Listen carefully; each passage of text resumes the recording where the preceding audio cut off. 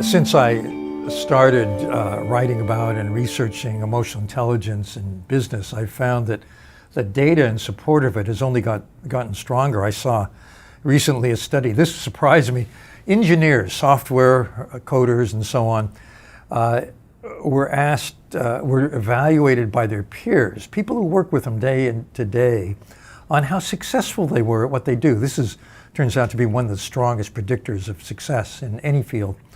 And that was correlated with their IQ on one hand and their emotional intelligence on the other.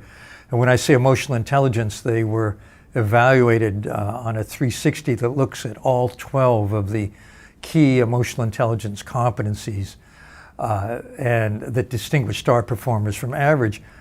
The surprise was this: IQ correlated zero with their success as rated by peers. Emotional intelligence correlated very, very highly. Well, why would that be? Well, consider this. In order to be an engineer, you have to have an IQ about a standard deviation or more above average. That's an IQ of about 115 or so. And another recent paper shows that there's no relationship between career success and an IQ above 120. The reason is this: there is a strong floor effect for IQ in any role. All engineers have an IQ of 115 or more. So the range of variance is very reduced for IQ and success. Emotional intelligence, however, varies radically. So emotional intelligence means how well you manage yourself. Can you work toward your goals despite obstacles? Do you give up too soon?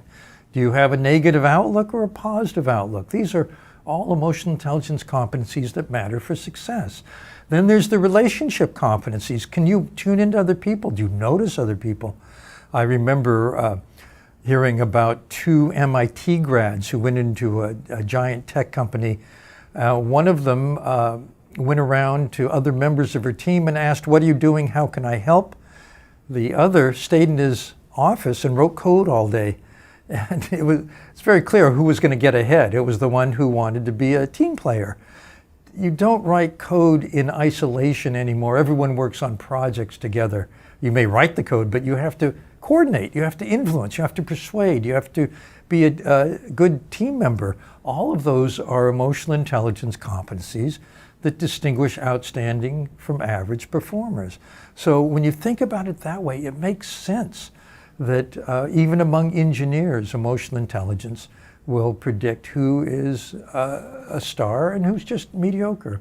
And when you think about this at the organizational level, it means you want to be sure to include emotional intelligence when you consider hiring people. I have a friend at an executive recruiting company specializes in C-level hires, CEOs, CFOs, and so on. And they once did a study internally of people they had recommended who turned out to be bad and were so bad they were fired. So these were failures. They were surprised to have failures, but they realized when they looked more carefully that these were people who were hired because of business expertise and IQ and fired because of a deficiency in emotional intelligence. So it's more important than ever these days.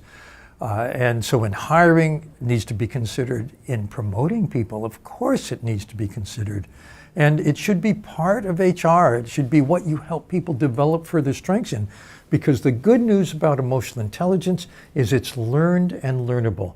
And you can upgrade it at any point in life if you're motivated.